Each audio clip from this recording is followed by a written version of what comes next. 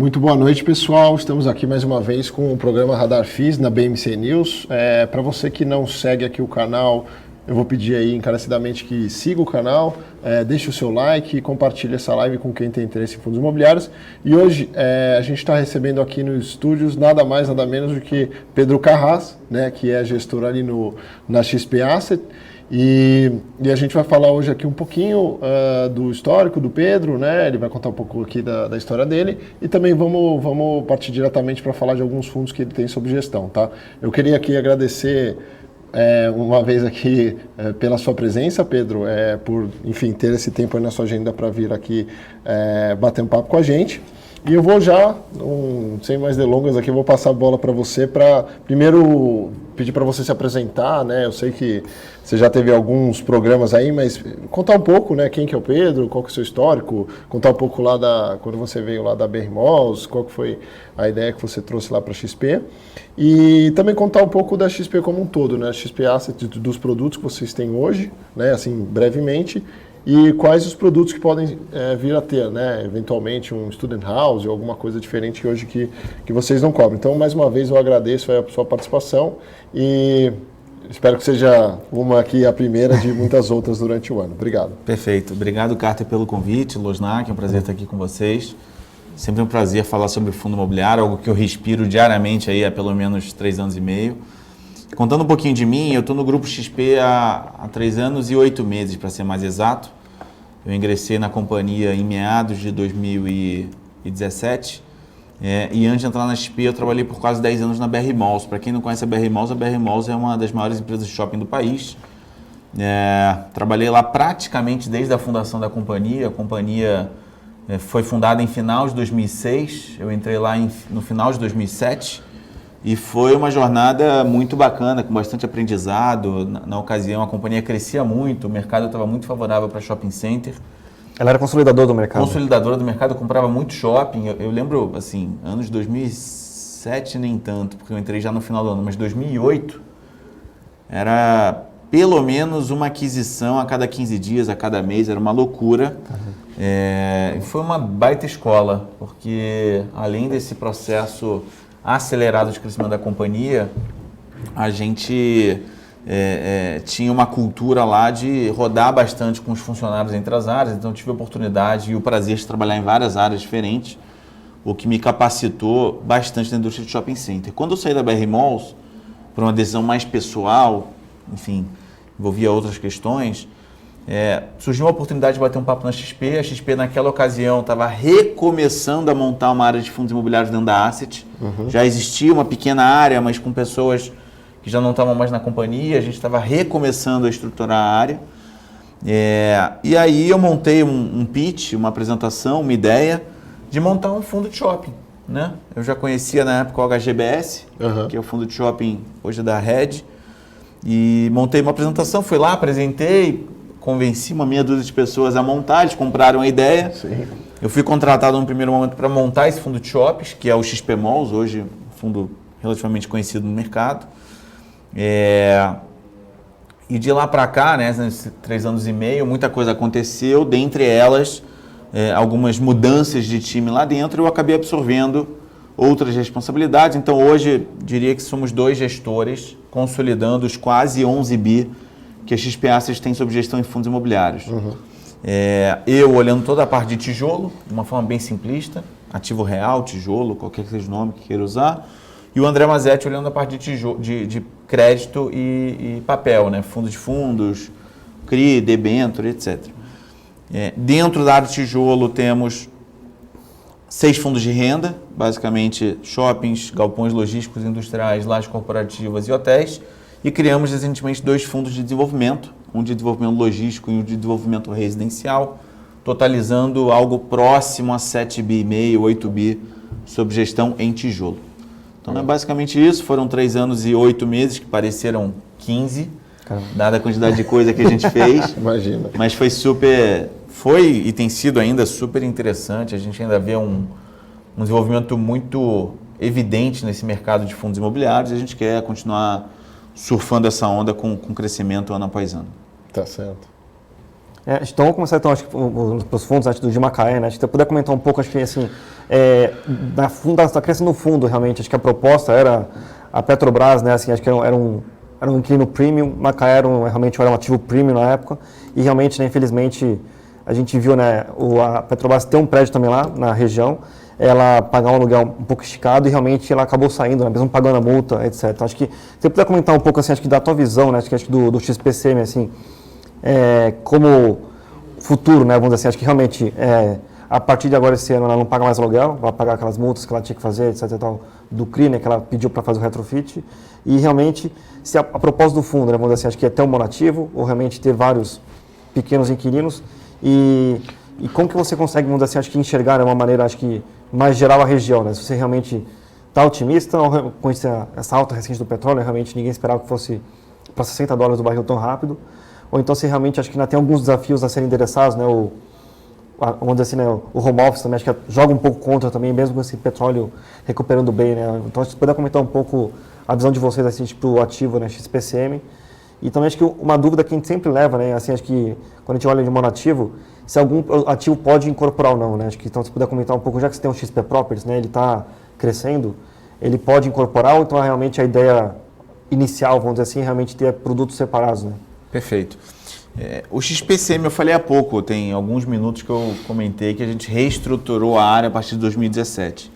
O XPCM é o único fundo da geração passada que segue conosco e, verdade seja dita, não tem nenhum problema em falar isso, o XPCM reúne todas as características que a gente não recomenda para um fundo imobiliário, porque era monativo, monoinquilino e numa cidade secundária, tá certo? Então, é o pano de fundo perfeito para acontecer um problema como esse. Obviamente ninguém esperava, até então era um prédio 100% ocupado por um bom inquilino que é a Petrobras, mas deu no que deu, a Petrobras tomou a decisão de sair, e temos efetivamente uma situação bem complexa, não vou mentir, uma situação bem complexa, são 18 mil metros quadrados aproximadamente de alocação em Macaé.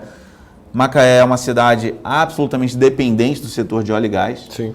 E por mais que o setor de óleo e gás esteja numa recuperação, o Losnak comentou sobre o preço do barril, não necessariamente isso vai significar uma demanda maior para os escritórios em Macaé, né? Você olha para o mercado do Rio, que também é um mercado que tem uma relação boa com Macaé, com óleo e gás, desculpem, também tem uma vacância alta, né? Então, tarefa difícil. A nossa ideia ali, idealmente, é fatiar a alocação e fazer um multi-inquilino, porque acho que já diminui um pouco o risco. Não vou mentir, vai ser uma missão difícil, está sendo uma missão difícil, a gente tem conversado com alguns brokers do mercado e não vai ser trivial. Não há demanda para Macaé nesse momento, definitivamente. A gente depende muito de uma melhora ainda maior do setor de óleo e gás, mas sem sombra de dúvida a ideia idealmente seria fatiar o prédio, fazer uma multilocação. Não passa pela cabeça por hora integralizar o fundo no outro fundo, porque eu já tenho um problema grande aqui, eu vou fazer desse problema dois problemas, né? O prédio está 100% vago, então a gente está pensando em alternativas, né? Poxa, será que tem comprador para esse prédio?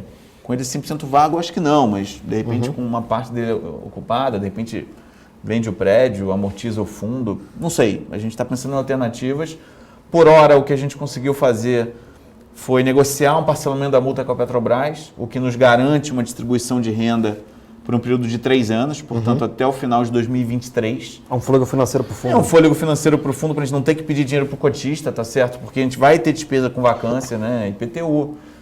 Mínimo de limpeza, o mínimo de segurança, tem um mínimo de custos que a gente tem que ter para manter aquele equipamento, aquele prédio de pé sem deixá-lo ficar obsoleto, né? Abandonado, etc. E no final do dia, o fato de a gente ter parcelado a multa em 3 anos vai nos dar esse fôlego financeiro e ao mesmo tempo vai manter alguma renda para o cotista num período que a gente espera conseguir a locação pelo menos parcial do prédio. Certo. E vocês, só para fazer um ponto assim, aqui, tem essa questão de você ter que, quando você abre o prédio, você começa a pagar condomínio, né? Começa a ter despesa ali. Vocês têm, assim, um mínimo, né? Um hurdle para você abrir o prédio, né? Sei lá, 30% locado, porque assim, você locar 5%, né? Como está o Almirante, realmente é uma coisa muito ruim, né? Então, assim, acho que um hurdle, sei lá, de 30%, 40% do ABL, né? Para você realmente abrir.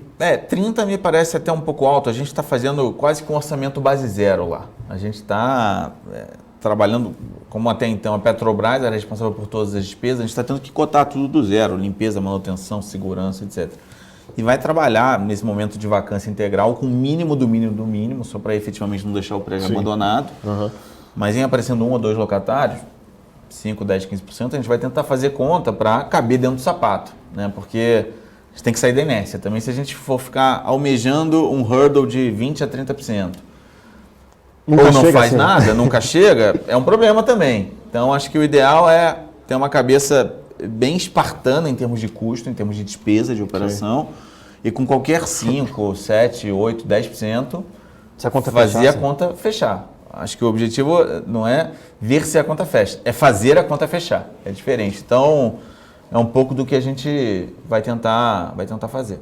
Legal. Certo. E, bom, passando um pouco agora para hotéis, né? Então, vamos falar do XP, Vocês HP. começaram com business fáceis, né? Vamos lá. Exato.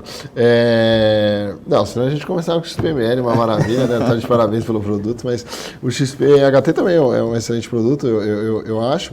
E é um setor, né? Eu queria que você falasse um pouco, o setor sofreu, né? Durante a pandemia, bastante, né? E teve uma oferta recente, então eu queria que você primeiro falasse um pouquinho do setor, né? O que você espera para esse ano, né? Ou pelo menos a gente tenta, né? Porque a gente tem às vezes fecha, às vezes não fecha, então a gente fica um pouco, não tem muita certeza. Mas obviamente o que vocês estão olhando, o que vocês estão analisando para o setor, vocês fizeram uma oferta recente. A nossa pergunta também é: será que vão precisar você fazer outras ofertas para você que está, enfim, para o curto prazo, ou essa oferta já é o suficiente? E também, falando já um pouco do setor, entender se já tem algumas oportunidades de pipeline, tem alguns hotéis que, enfim, faz sentido no momento. Acho que um dos primeiros fundos, né, que realmente de hotéis, né, que começou alavancado, né, acho que realmente os outros, né, que a gente vê, né, o da Mogno e o do HTMX, né, do BTG, não estão alavancados, então realmente é uma proposta diferente. O da Mogno também com as características mais de dívida, mas se eu puder, acho que comentar um pouco assim desse racional da alavancagem do fundo, acho que é uma coisa legal de discutir. E também, assim, acho que o HTMX sempre tem aquela proposta, né, de comprar quartos. Ganho de capital, Ganho de capital. reciclagem. E a tua proposta, né, é um pouco mais de carrego. De renda, Então, Bom, vamos lá. Acho que a primeira coisa, o fundo foi criado no momento, não foi criado, né, mas o fundo mudou de patamar no final de 2019, porque ele era um fundo muito pequenininho até então, que foi herdado quando da aquisição da Vista Real Estate pela XP, no momento que a indústria hoteleira no Brasil estava em plena recuperação. Né? A gente veio de anos muito ruins em 15, 16, 17. 19 já foi um ano bem melhor e tudo levava a crer que 2020 seria o ano que a gente quase que retomaria para os níveis de ocupação de 2014. E isso motivou e incentivou de alguma forma a fazer a alavancagem, porque a alavancagem é aquela história, né? Quando o negócio vai bem, dá dobrado, sim. é muito accretive, né? Como a gente fala. Quando o negócio vai mal, o tiro sai pela culatra. Sim. E ninguém imaginava essa pandemia, né? 2020, não só em hotel, mas em vários business, tinha tudo para ser um ano muito bom em real estate, né? Porque a gente tem memória curta, porque a pandemia consumiu boa parte da nossa memória, mas a gente entrou em janeiro de 2020, todos nós da indústria de real estate, muito animados, né? A gente tinha tudo para ter um ano... dígitos, né, de crescimento em alta, sim. A gente tinha uma expectativa gigantesca. E de fato, como veio a pandemia, e aí, de fato, a gente ficou com 13 dos 14 hotéis do fundo fechados por um bom período, mas hoje acho que o risco de fechamento é menor. Só que aí eu volto para o conceito do Losnak agora há pouco de condomínio. Não é exatamente condomínio, mas o hotel ele tem um custo fixo muito alto, que são os funcionários. Sim. Né? Esse custo ele existe com o hotel aberto ou fechado, tá certo? Mesmo que a gente tenha adotado algumas medidas que o governo permitiu de afastar os funcionários, não pagar salário, pagar um pedaço do salário, etc.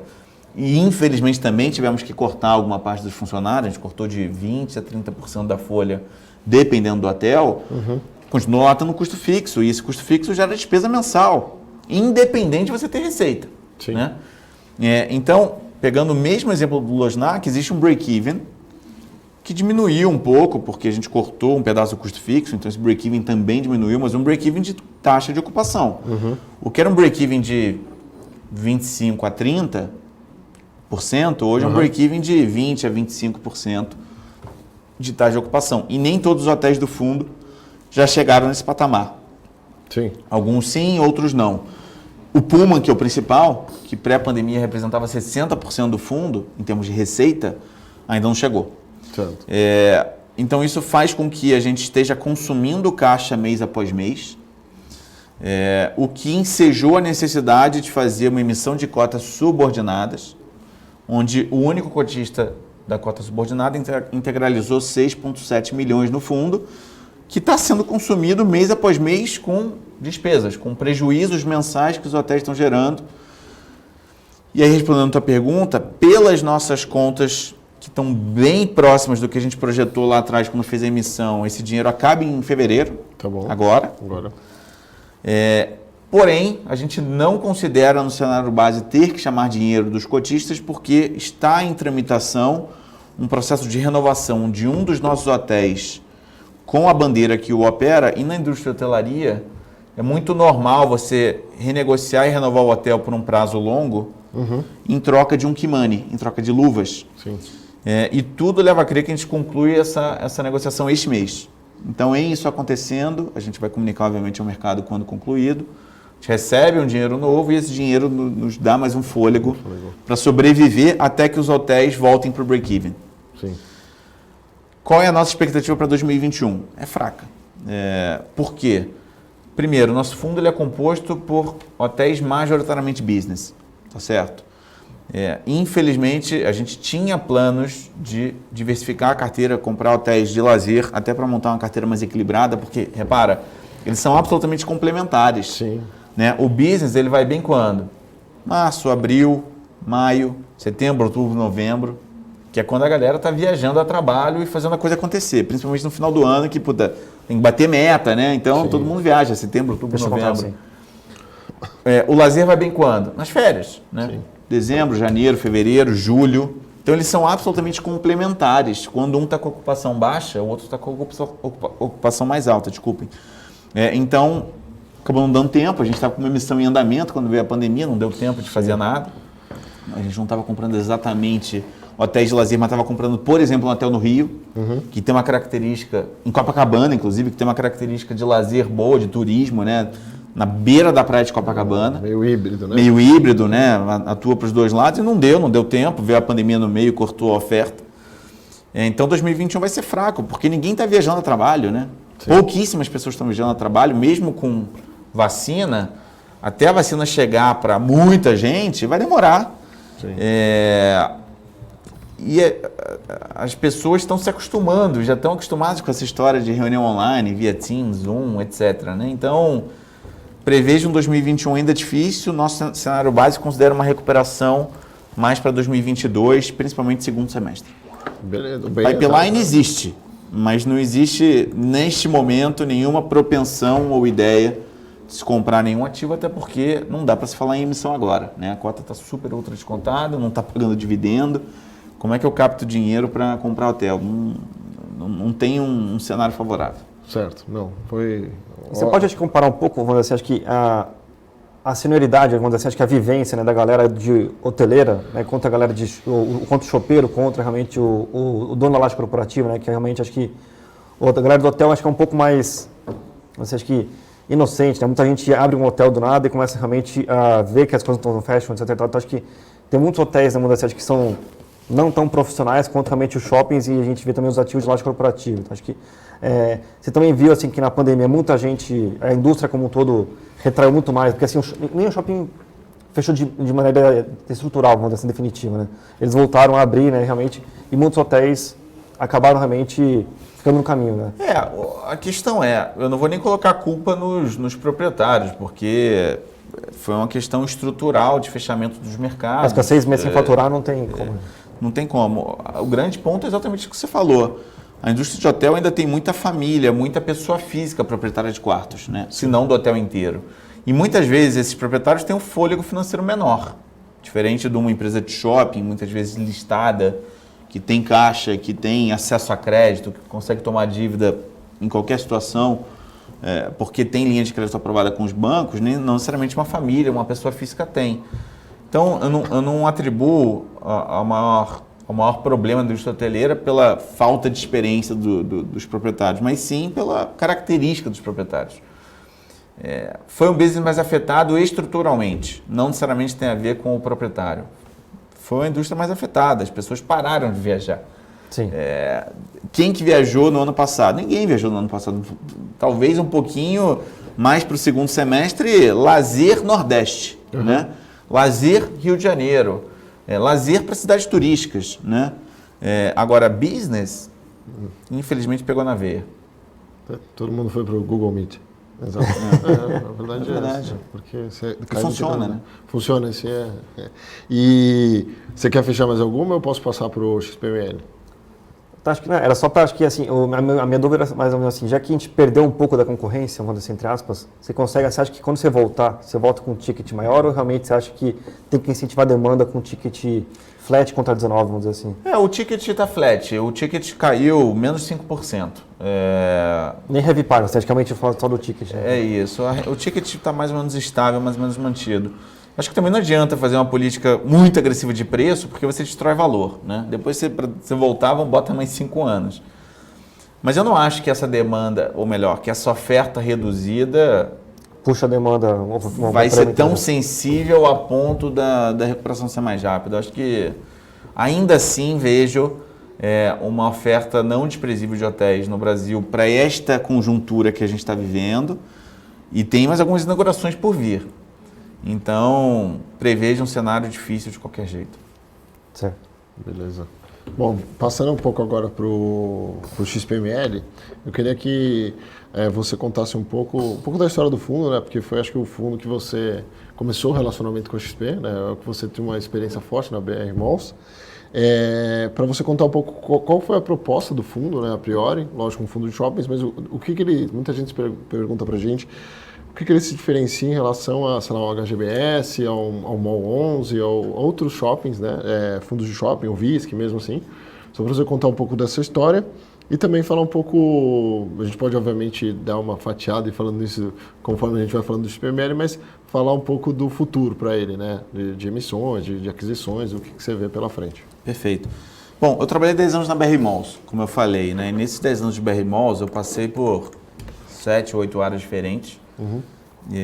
Trabalhei em shopping, inclusive trabalhei 2 anos como gerente financeiro comercial do Shopping Tijuca, no Rio de Janeiro, que é o segundo maior shopping da BR Malls em termos de contribuição de NOI para a companhia, ou seja, um shopping super em evidência na companhia.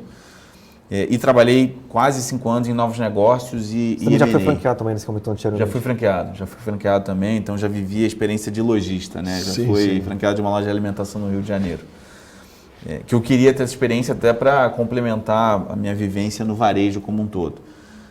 E nesses meus quase 10 anos de BR Malls, eu devo ter visitado algo entre 160 e 200 shoppings no Brasil, de um total de um pouco menos 600. Então, quer dizer, quase um terço da indústria. O que eu tirei de aprendizado desses 10 anos? Shopping é um ser vivo em constante mutação. Não é um galpão logístico BTS 20 anos, que você aluga lá um contrato de 20 anos e relaxa.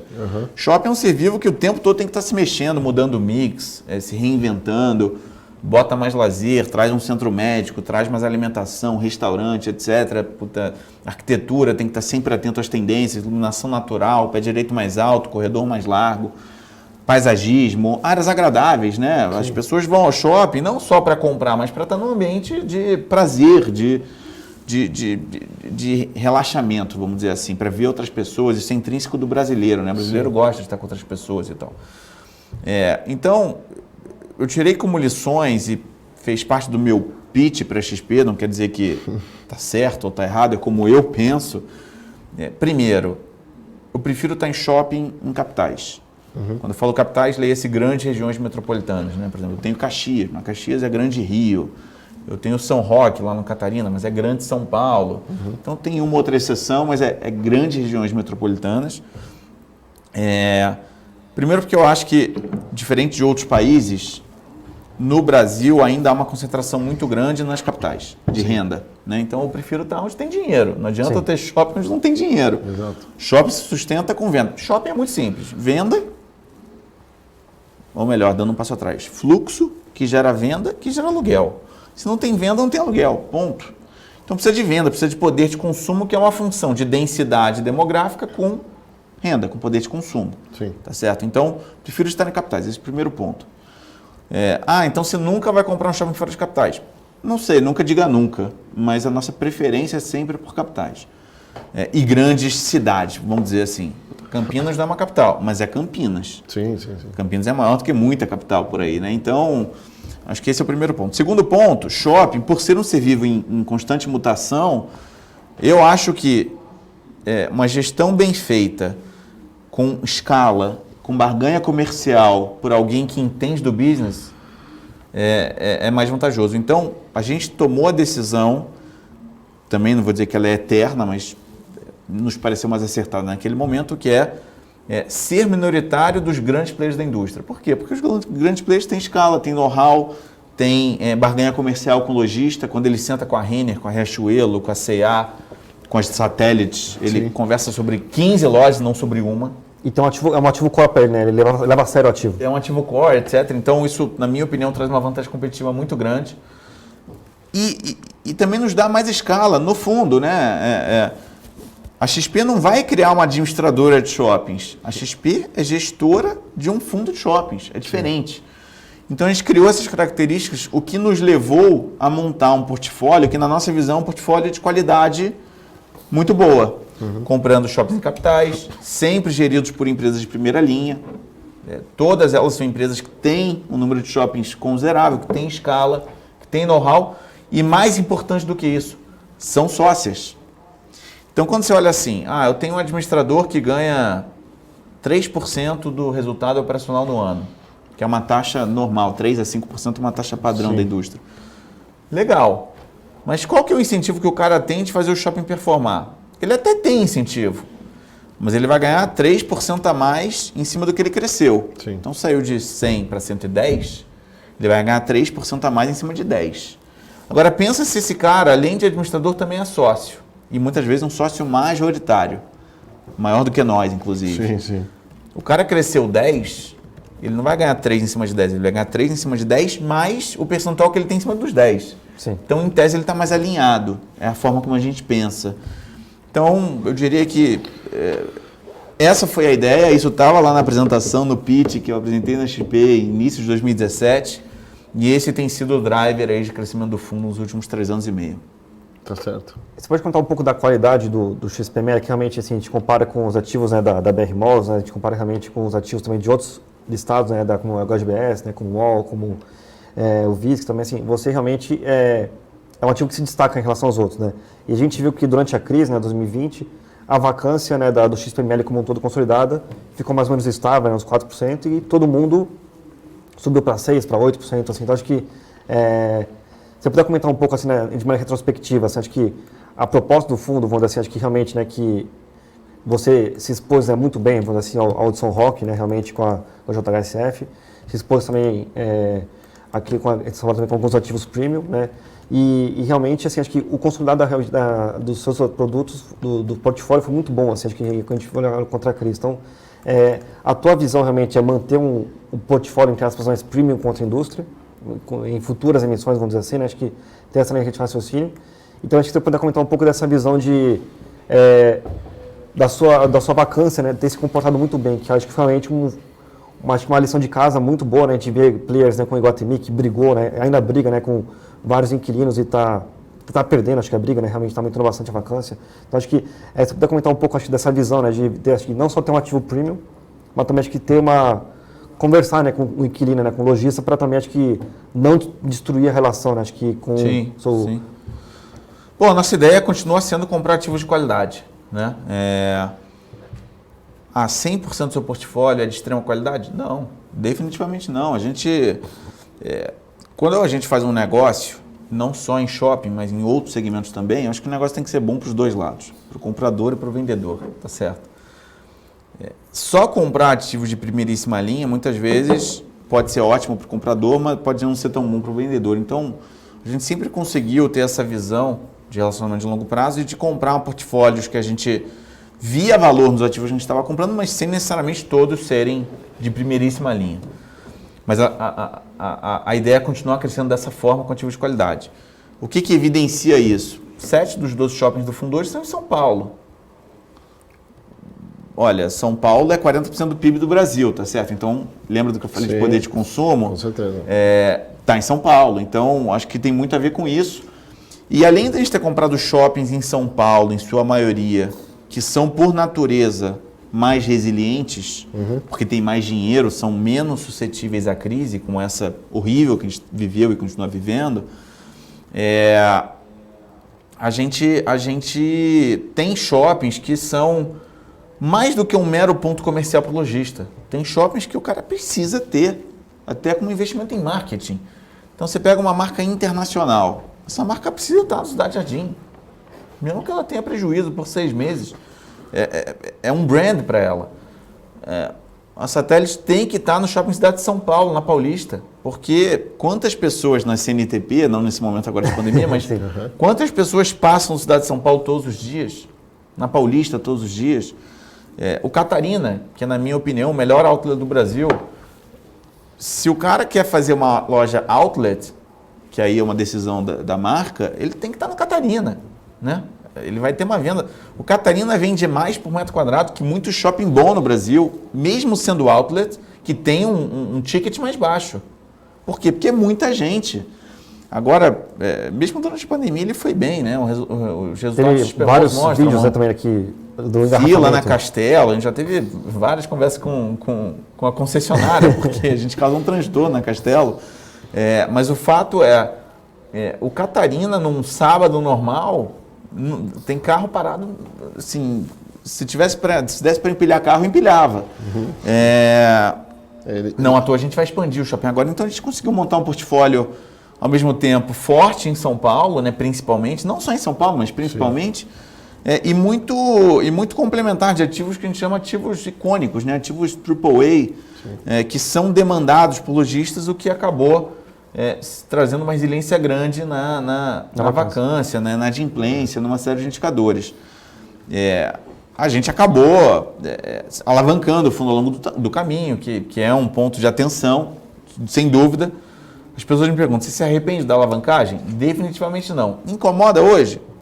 Incomoda um pouco. A alavancagem incomoda, não agora que a gente está em carência, mas em algum momento ela vai voltar a incomodar. Mas a gente tem que olhar assim para trás. Sem a alavancagem, eu não tinha comprado o portfólio da JHSF em outubro de 2018. Pré-eleição, quando o Haddad tinha boas chances de vencer, e 3 meses antes falava-se de Lula ainda. 3 a 5 meses antes falava-se de Lula. Greve de caminhoneiro, um caos completo no ano de 2018.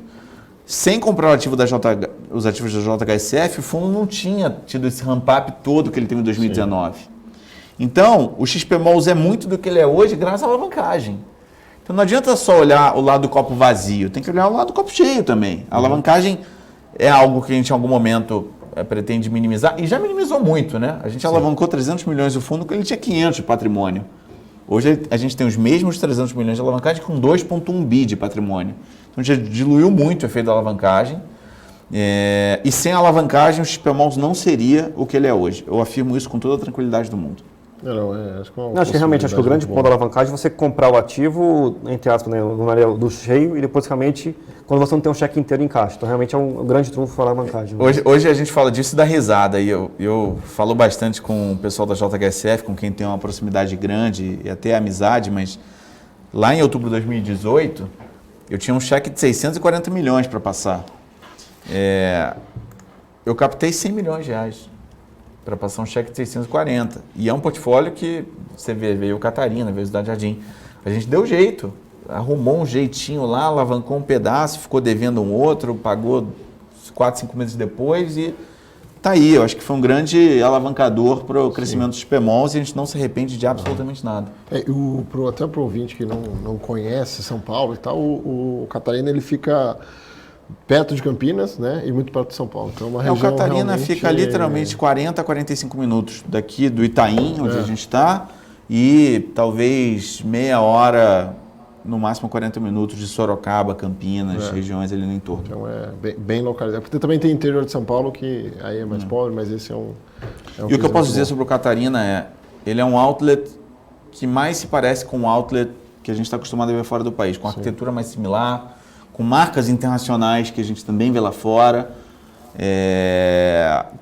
com um ambiente agradável, céu aberto, com bastante paisagismo. A expansão agora vai ter uma natureza ainda mais presente, com mais paisagismo, com lagos artificiais. Então vai ser um negócio bem legal. Ainda mais legal do que é atualmente. Bom, fica até a dica aí, né? Eu sou cotista do fundo, você também ajuda na receita, vamos lá comprar essas marcas aí. Perfeito. Então, puder comentar acho que um pouco assim, tinha uma expectativa, né, um pouco positiva para o Natal, né? Infelizmente o Natal veio abaixo das expectativas, decepcionou um pouco. E assim, olhando para 21, né, vamos dizer assim, acho que é o que a gente não pode saber se vai ter novos fechamentos ou não, etc. Mas a sua visão, vamos dizer assim, de que realmente, né, o lojista que queria sair já saiu, já tomou a decisão, e vamos dizer assim, acho que a gente tem surpresas a mais de vacância agora para 21. E olhando, vamos dizer assim, acho que muita gente, né, deu desconto, né, fenomenal, né, só solicitou o condomínio, né, você comentou também acho que em outras lives, né, realmente que muitas empresas foram muito parceiras com os lojistas, assim como foram, né, na crise de 2015 e 2016, estava tirando desconto, né, ao longo da recuperação, né, 16, 17, 18, 19, 2020 acionando entre aspas cheio, né, sem nenhum desconto, etc. Então ia surfar realmente a alavancagem operacional do varejo e teve essa pandemia. Então a gente devolveu todos esses descontos que a gente tirou ao longo dos, sei lá, 3 anos anteriores, vamos dizer assim. Então, agora realmente 2021 é um ano difícil, né? O ano que a gente a proposta é retirada de descontos. Então, se eu pudesse começar de uma maneira mais assim qualitativa, assim, como que funciona, vamos dizer assim, qual que é essa proposta de retirada de descontos, né, que a gente vai ver, né, ao longo de 2021, né? Assim, a gente pegar alguns players, né, como a Multiplan, né, já conseguiu faturar, né, ano contra ano já ficou meio que no 0 a 0, acho que nos últimos meses de 2020. E agora, realmente, com esse novo fechamento, acho que todo mundo teve que ceder um pouco pro inquilino. Então, acho que se eu pudesse comentar um pouco, assim, qual que é a visão de vocês, assim, de termos de vacância, você precisa, entre aspas, brigar com o inquilino ou não, né? Tem muita gente que botou na justiça, né, principalmente a questão do GPM. E a gente vendo, assim, essa dinâmica, assim, de... você acha que, assim, o cenário base, vamos dizer assim, é fechar 21 sem descontos?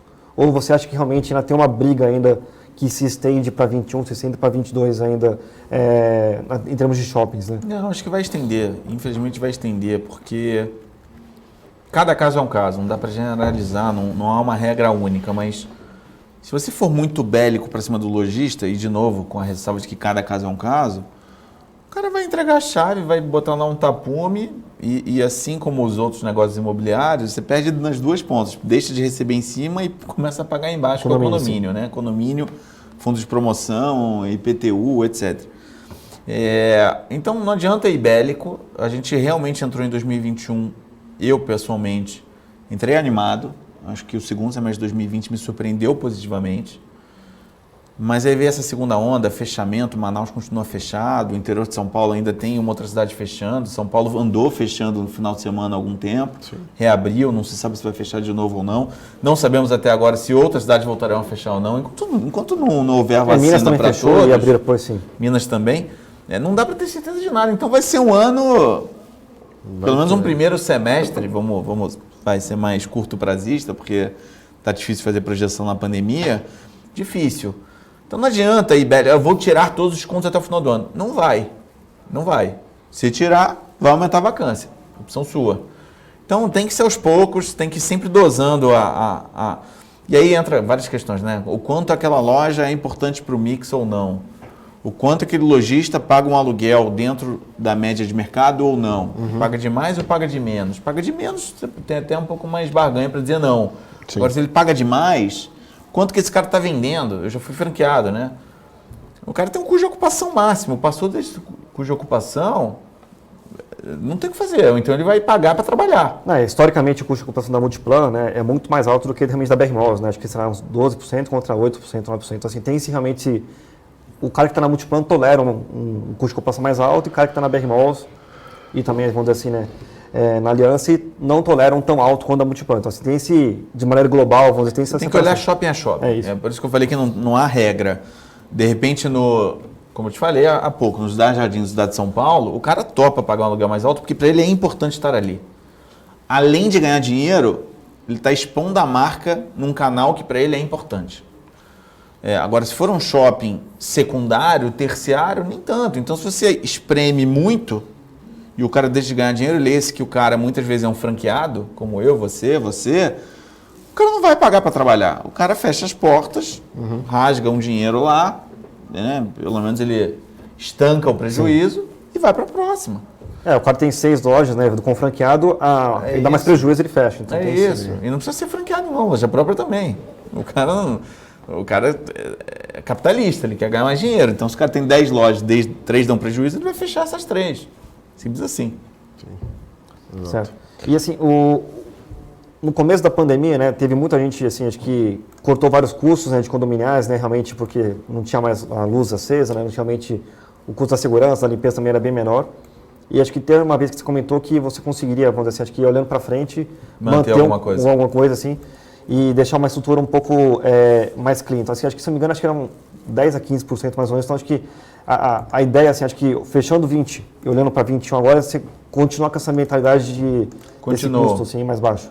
Continuo. Eu diria que até um pouco mais do que 10, talvez uns 15 a 20.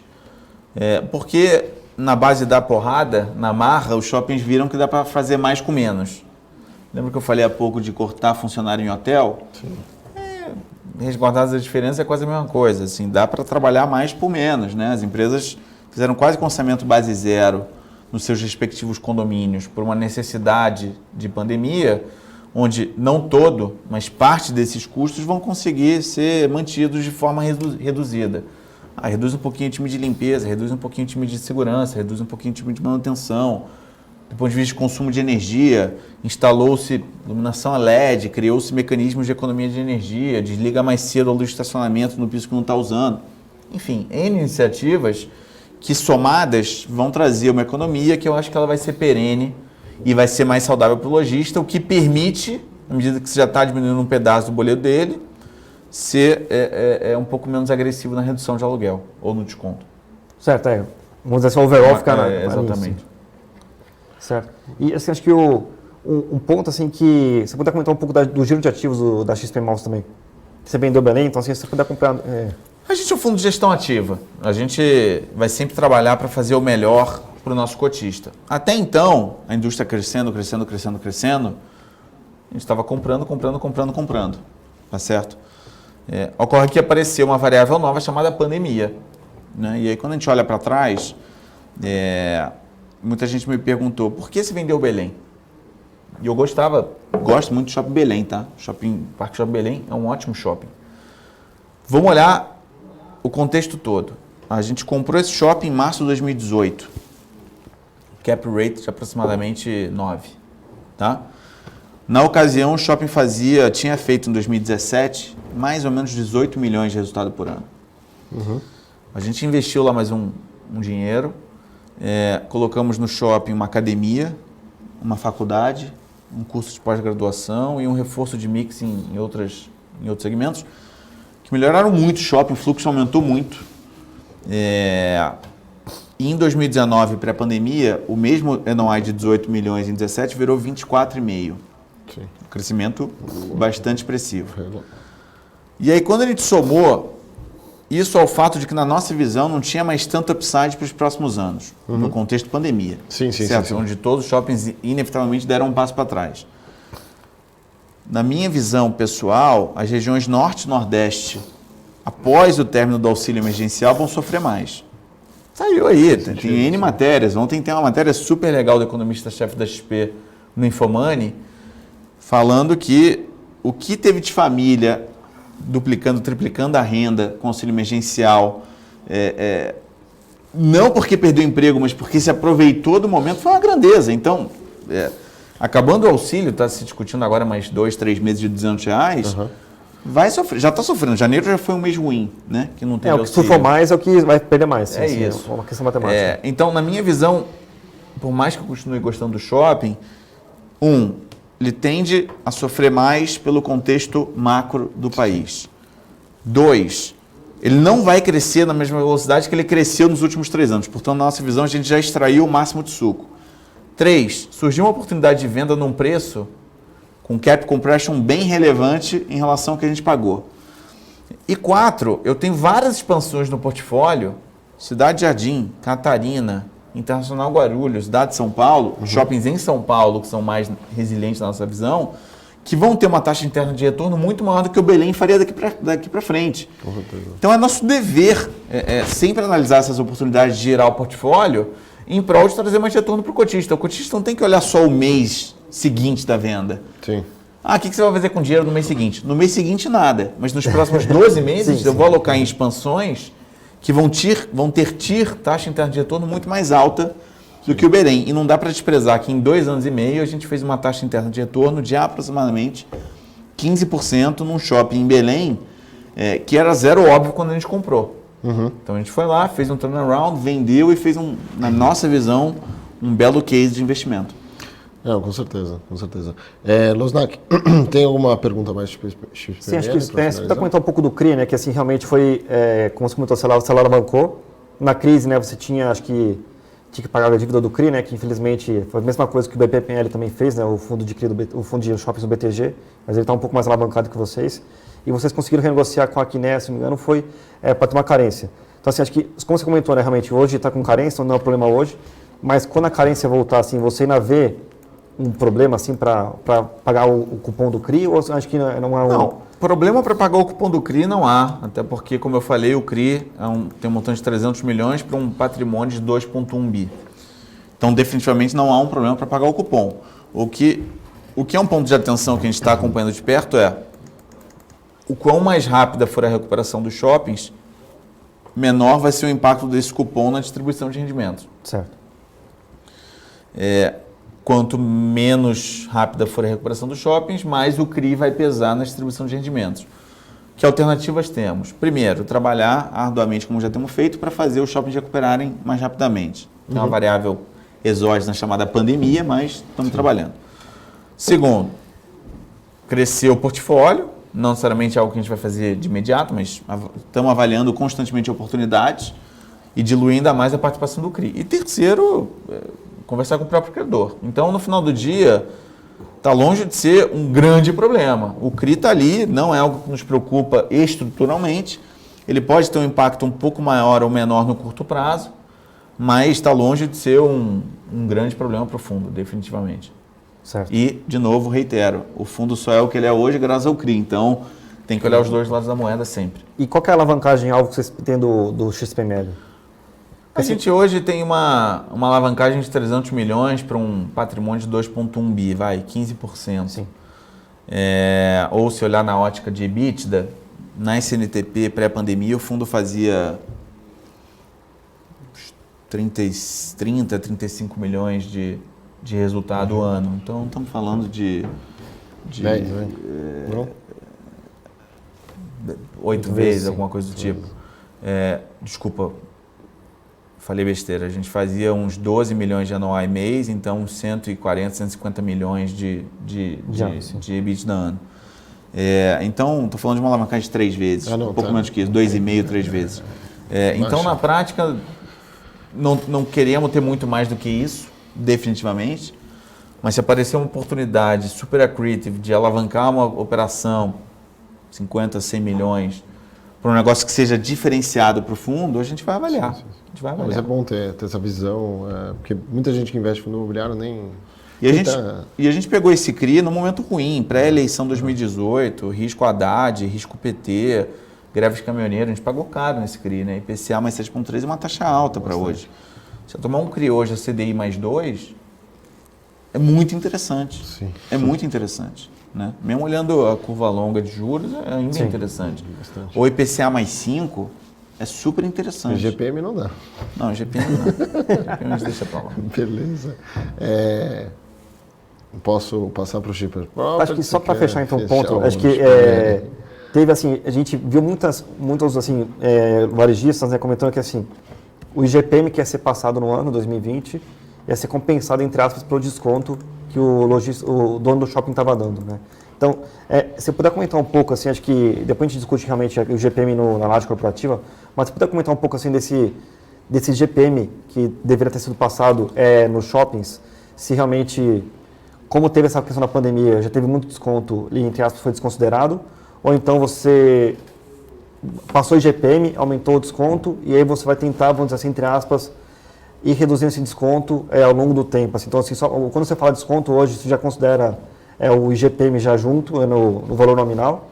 Ou então você não considera o IGPM? Assim? Eu volto para a questão que não dá para generalizar, né? Repassar ou não o IGPM depende muito de quem é o lojista, quanto ele paga, se o aluguel dele já está na média de mercado ou não, do quão importante ele é ou não para o mix, do qual é a barganha que você tem com esse lojista ou não. Via de regra, me parece exagerado se passar uma inflação de 25% no ano como esse que a gente viveu, em qualquer segmento. Não significa dizer que a gente não está passando, ou pelo menos tentando passar. Sim. Mas cada caso é um caso, assim. Tem casos que o aluguel estava defasado, dá para repassar. Tem casos que não. E aí, quando não, você deixa de repassar um pedaço do GPM, porque dá no mesmo. Se repassar mais GPM, dá um desconto maior, ou repassar menos GPM, não dá desconto. Então, acho que no final do dia é vaso comunicante. No bottom line, o impacto é o mesmo. É importante estar de acordo com o mercado, né? É isso aí. Exato, é isso aí. Vamos passar para o XP Properties e acho que teve a última emissão que eu estava acompanhando o fundo e teve muita gente que ficou meio, enfim, achando que vamos aumentar a exposição, né? Vamos fazer fizeram a emissão e vamos comprar ativos, sei lá, pensando em diluir a Alphaville. Então, é uma provocação contra a Alphaville. E a gente viu, entrou o Hightower na TV, a gente viu, achei que ia tentar pegar um pouco mais para São Paulo, tem gente que não tem conforto nem a Alphaville. Eu queria entender, de modo geral, para você passar uma resposta para o interessado, para o cotista, mas qual que seria o alvo ali do fundo, né? E como você se sente, em termos de geografia, mas como você se sente em Alphaville? Vocês têm conforto? A gente sabe que, historicamente, mesmo hoje, tem uma vacância muito maior lá, né? Essa questão mesmo do IGPM, quando a gente olha, a gente teve com o Augusto Martins aqui na semana passada, ele tem lá o HGPO, ele também tem lá o CEBOP em Alphaville, né? E ficou meio claro que, assim, dá para repassar o IGPM aqui em São Paulo, ali no HGPO, lógico que não 100%, mas boa parte você consegue repassar, porque é uma região demandada, e Alphaville fica um pouco mais difícil por conta de vacância, etc. e tal. Então, queria que você passasse um pouco essa ideia do alvo de região, né? E comentasse um pouco, né? Qual que é a visão de vocês em relação ao Alphaville para o cotista lá, para o acho que falar também do Cielo, né? É um cara muito grande para vocês, assim, o conforto que você sente também de que tem um inquilino, que você falou assim, realmente, a minha visão de XPCM não é tão monativo, monousuário, né? E realmente você tem, entre aspas, um equivalente no XP Properties. Então, você precisa fazer essa analogia, né? Bom, vamos lá. De fato, o Alphaville é um mercado pior do que São Paulo capital. Ponto. Dado. E a gente concorda, a gente quer reduzir essa exposição ao Alphaville. Vou responder as perguntas em fases aqui. Primeiro, a emissão veio para diluir a Alphaville, mas aí comprou o Hightower. Sim, e a exposição ao Alphaville diminuiu. Acho que esse é o primeiro ponto. Beleza. Tá certo? Porque eu tinha 90% do fundo em Alphaville, lá no Evolution, com essa emissão, essa exposição caiu a 55%, 60%. Mas você comprou mais um prédio. Sim, mas eu comprei um prédio na Faria Lima também. Por que você comprou Alphaville e não só Faria Lima? Porque, como eu falei há pouco, tem que ser bom para o comprador e para o vendedor. O vendedor não queria vender só Faria Lima, só o Glenn. Simples assim. Então, no final do dia, comprei Faria Lima, mas eu comprei Alphaville. Sim. A exposição diminuiu. Então, a gente cumpriu o nosso combinado. Check. Não adianta, são 2 prédios, mas a exposição é menor, porque Faria Lima vai ter uma representatividade bem maior no portfólio do que só o Hightower. Esse é o primeiro ponto. O segundo ponto... o mercado de laje, na minha opinião, vai passar por um ano difícil também, e não só em Alphaville, em São Paulo também. De fato, você consegue pegar preço em Alphaville quando São Paulo está demandado. Sim. São Paulo não está tão demandado quanto você gostaria, então Alphaville dificilmente vai pegar preço. Eu concordo com o Augusto. Só que tem uma outra questão. Com essa história de home office e com essa história de empresas passando por mais dificuldades, a gente tem começado a ouvir alguns interessados por Alphaville por 2 razões. Inclusive, a gente fez uma locação no final do ano. Sim. Por 2 razões. Primeiro, custo. Né? O que São Paulo custa 100, 120, 140, lá você vai pagar 50, 60, aluguel. O que é condomínio em São Paulo, 20, 30, 40, lá é 10. O que é IPTU São Paulo, 15, 20, lá é 2. Fora o ISS. Sim. Então, quando você bota na ponta do lápis tudo isso, custo pode fazer diferença. E 2, com essa história de híbrido, escritório, home office, trabalho de casa, vai no escritório, escolhe, etc., eu tenho percebido as empresas querendo estar mais próximas dos seus funcionários. Então, ter um hub em Alphaville, como ter um hub na Barra Funda, ou na Chácara Santo Antônio, ou na Paulista, e não somente na Faria Lima, pode ser interessante. Descentralizar os seus escritórios. Então, isso não é justificativa para dizer que a Alphaville é melhor que São Paulo, definitivamente não. Mas eu acho que tem um viés aqui da gente tentar olhar para um lado da moeda. O foco continua sendo diversificar e reduzir a exposição à Alphaville ao longo do tempo. A gente não quer ser o fundo de Alphaville. Ocorre que o fundo tem 1 ano e meio e a gente pegou desses 1 ano e meio um ano péssimo, que foi a pandemia, certo? Então, tem que ter um pouco de paciência. A gente deu azar, o fundo nasceu em dezembro de 2019, estava tudo ótimo, 100% de ocupação, nenhum sinal de vacância em Alphaville, zero, nosso prédio zero. Veio a pandemia. E aí começou a pipocar pedido de devolução por conta da pandemia. Não tem a ver com o Alphaville especificamente. Isso vai continuar. Teve a multa também da Girassol, né? É isso. Não, da Cielo, da WeWork no Evolution. Cielo. Vou voltar para o mesmo exemplo. Hoje preocupa pra caramba. É 25% do fundo. Era 50% para a emissão. Então, assim... tem que olhar pelos dois lados da moeda, o copo mais cheio e o copo mais vazio.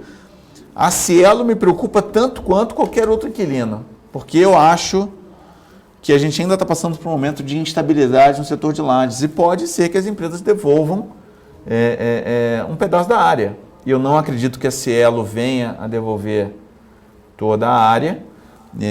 Tem já algumas conversas com eles, já de 6 meses, mas eu acho que parte pode vir a devolver sim, como qualquer outro. Como a XP devolveu. Sim. Né? A XP tinha 11 lajes, está com 4. Faz parte da dinâmica da indústria. Para o cotista eu digo, tem que ter um pouco de paciência, 2021 ainda vai ser um ano difícil, eu acho que 2022 tem tudo para ser um ano bem melhor, sobretudo com a retomada do PIB de forma forte no segundo semestre desse ano. E você pode comentar um pouco também assim, da nova... nem vou dizer assim, aquisição, né, do sinal que vocês deram para o ativo lá na Nova Batata, né? Acho que você puder comentar um pouco assim, se vocês gostam dessa proposta, porque realmente, né, não tem muitos ativos à venda, vamos dizer assim, entre aspas, na Faria Lima. Então, realmente, você já dá um sinal e já segurar, entre aspas, o prédio em construção é uma boa alternativa, do que realmente comprar um pronto de um outro vendedor que não está endividado, não está numa necessidade de vender a qualquer preço. Então, acho que dessa é mais isso. Então, acho que assim, você já aumentando sua exposição, né, futuramente a Faria Lima, então vamos dizer assim que a tua exposição, entre aspas, alvo para a Alphaville também seria uns 25%, 30% do fundo, ou até menos, vamos dizer assim. E realmente, assim, se você vê, né, assim, essa abertura, né, a gente viu também a RBR comprando ativo que não está pronto também depois do Rio, que não é uma região tão premium, mas se eles locarem vai ser uma coisa boa. Então, se você puder, acho que ver a proposta do fundo para frente, vamos dizer assim, acho que o que você olha quando você vai fazer novas aquisições para o fundo, né? Acho que...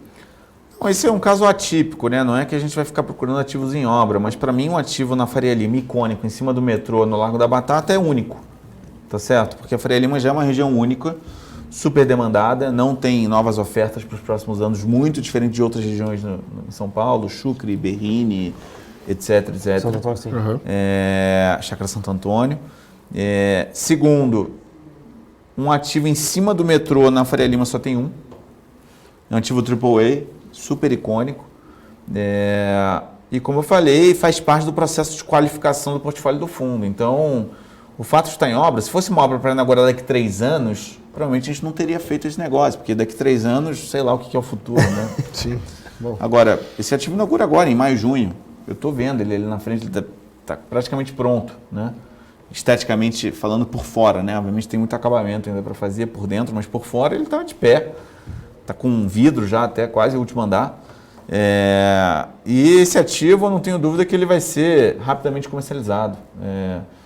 É difícil falar de nova locação hoje, quando não tem vacina, as empresas estão ainda adotando o meio híbrido, meio home office e tal, mas é um ativo que vai ter 100% de ocupação muito em breve, não tenho dúvida.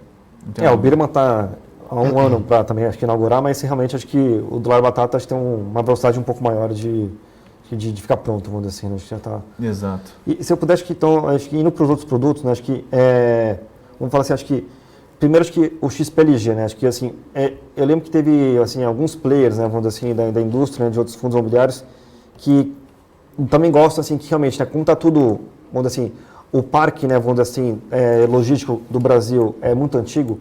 Então, para você realmente locar para um inquilino decente, né, realmente bom, você tem que fazer uma reforma muito grande, então realmente fazer um produto do zero, né? E a barreira de entrada, vamos dizer assim, acho que para a logística é uma barreira bem baixa. Basta você estar na estrada, você consegue subir em 8, 10 meses sem grandes problemas. Então, acho que assim, você puder comentar um pouco assim, acho que do perfil do XPLG e, vamos dizer assim, dessa questão de você adquirir ativos, né, em desenvolvimento e ter uma renda mínima garantida, né, que foi uma coisa que deu trauma no passado, né, e em contraposição, vamos dizer assim, essa renda mínima garantida, você acaba realmente pagando um pouco mais caro o ativo. Então, se eu puder discutir um pouco assim, esse balanceamento, esse trade-off, né, vamos dizer assim, de você ter uma renda mínima garantida e pagar um dividendo para o cotista, contra você pagar um ativo sem essa renda mínima garantida. E entrar no risco do desenvolvimento. Isso, então acho que... Eu acho assim, ó, vamos lá. Primeiro, acho que a gente só entra nesse tipo de negócio em obra quando a gente confia muito na região, tá certo? Eu não faria um ativo, não compraria um ativo em desenvolvimento no interior de uma cidade, num estado, na região norte. Cajamar é uma coisa, Sim.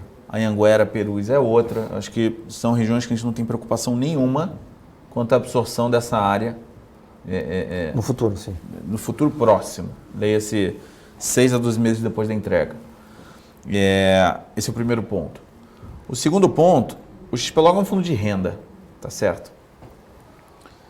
A gente pode entrar em desenvolvimento sem renda garantida? Pode. O retorno talvez seja um pouco maior? Talvez, como também talvez seja um pouco menor. Tem todo o risco envolvendo o desenvolvimento. Uhum. A gente procura entender o perfil do cotista. O cotista do XPlog é um cotista de renda, tá certo? Por mais que talvez haja um prêmiozinho por ter a renda, não é preço de ativo pronto que a gente está pagando. Certo. Tem um delta aí entre o que seria o preço desse ativo daqui a um ano, por exemplo. Então, na nossa visão, já tem um ganho de capital implícito, uma valorização do ativo importante. E no final do dia, na nossa visão, né, não é nem legal para o cotista ficar sem renda, porque é um cotista de renda, como eu tenho um fundo de desenvolvimento, Sim. que é um cara que topa correr risco de desenvolvimento para ganhar IPCA mais 15. E eu, na qualidade de gestor, porque eu também não vou aqui usar um discurso puritano, uma coisa é eu ganhar 0,8 em cima de um produto que dá um baita trabalho para desenvolver, 0,8% ao ano, que é mais ou menos a taxa, na média. Outra coisa é eu ganhar 1,5 mais 20% de performance, que é o que se faz sentido para um produto de desenvolvimento, para um private equity, né? Vamos chamar assim, private equity imobiliário. Certo. Então, por hora, a gente tem preferido fazer desenvolvimento no fundo de desenvolvimento e renda no fundo de renda.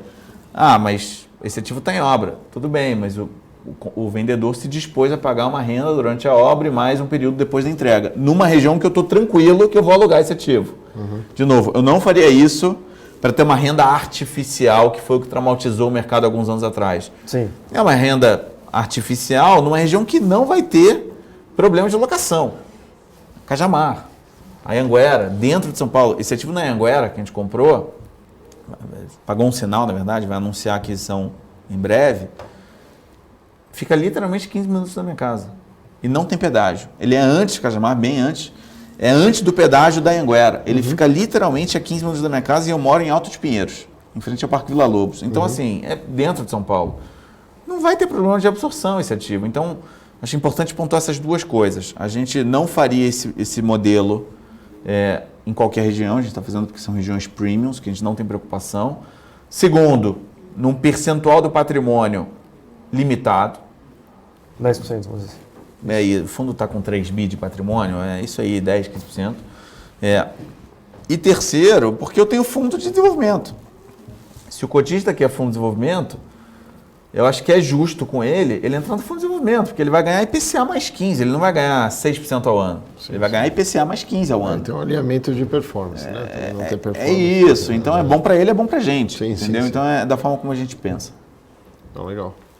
Certo. Eu acho que então, só para comentar um pouco do XPIN também, acho que assim, então se você puder, acho que vamos falar assim, acho que realmente o XPI, né, que realmente ele tem uma proposta um pouco mais específica, né, realmente você tem um pouco mais de dor, né, quando você perde o inquilino, quando você comparar com o XPLG. E você puder comentar um pouco da facilidade de você crescer esse fundo, né, esse produto, olhando para o teu passivo, vamos dizer assim, acho que, como você falou assim, realmente o perfil do XPLG é renda, então você diversifica bem, né, em várias regiões, né, acho que você foi um dos primeiros aí para o Nordeste, né, realmente foi uma boa escolha. E aí realmente a gente olha assim, qual que é a proposta do XPI, vamos dizer assim, acho que é mesmo pegar o Business Park, ou então realmente você quer diversificar mais o XPIN ele tem duas características, né, diferentes do XPLG. Ele é majoritariamente industrial, o que não significa dizer que ele não tem a logística, porque o XPLG também tem indústria, mas ele é majoritariamente logístico, tá certo? Então ele é majoritariamente industrial e ele tem a consultoria, /gestão, /parceria da BBP, da Brazilian Business Park, que nasceu em Atibaia, com uma estrutura Atibaia e Jarinu, com uma estrutura na nossa visão diferenciada, porque qual é a grande diferencial dos condomínios em Atibaia e Jarinu? Entregar uma infra para o locatário que ele não tem em nenhum outro lugar, provavelmente. Porque ele não entrega um galpão standalone, ele entrega um galpão standalone com geração própria de energia, estação de tratamento de água e esgoto, fibra ótica, data center, RH corporativo, transporte corporativo que leva e traz funcionários todo dia de casa, de Campinas, de São Paulo, etc. Então, tem uma infra de apoio muito grande e a BBP está replicando esta mesma estrutura de operação em outros sites. Então, a gente comprou lá 2 condomínios de Jundiaí, eles estão replicando a mesma coisa lá. Acabamos de colocar o pé em Extrema, vai replicar a mesma coisa lá. Então, a priori, todos os ativos que a gente comprar no XP Industrial vão ter a gestão e o know-how da BBP por trás. Então, eu diria que como principais diferenças são principalmente essas duas. Entendi. Você tem mais a mão na massa no XPLG e você tem realmente mais assessoria da BBP no XPIN. A grosso modo, dá para olhar para esse lado. Isso é uma coisa, vamos dizer assim, equivalente, mais próxima que você faz com a JKSF no XPMOS, vamos dizer assim também. Por aí. Por aí. Boa analogia. Bom, Losnak, você tem alguma pergunta para finalizar? Acho que, bom, Pedro, eu queria agradecer aí mais uma vez pela disponibilidade, tá? Pelas explicações, aí pedir desculpa aí qualquer coisa que a gente comentou. E aí convidar o ouvinte também a entrar no site lá da Asset, da XP. O pessoal tem um relatório muito bem feito também, né? Diferenciado comparado a outros. E dá para entender bastante das coisas que a gente perguntou aqui também nos relatórios, né? Acho que uma coisa que vocês levam muito à risca ali são os relatórios, né? Os relatórios gerenciais, etc e tal. Faz os costos trimestrais que são uma diferencial. A gente fez essa semana, inclusive. Sim. Amanhã é o último. E enfim. Eu peguei do algum sim. Isso é isso. Mas é isso, Pedro. Muito obrigado aí e seja bem-vindo mais uma vez e vamos ver se a gente marca umas próximas pro ano aí, né? Beleza? Legal. Obrigado, Carter. Obrigado, Losnak. Obrigado a todos que estão nos assistindo. Foi um prazer e até a próxima. Valeu.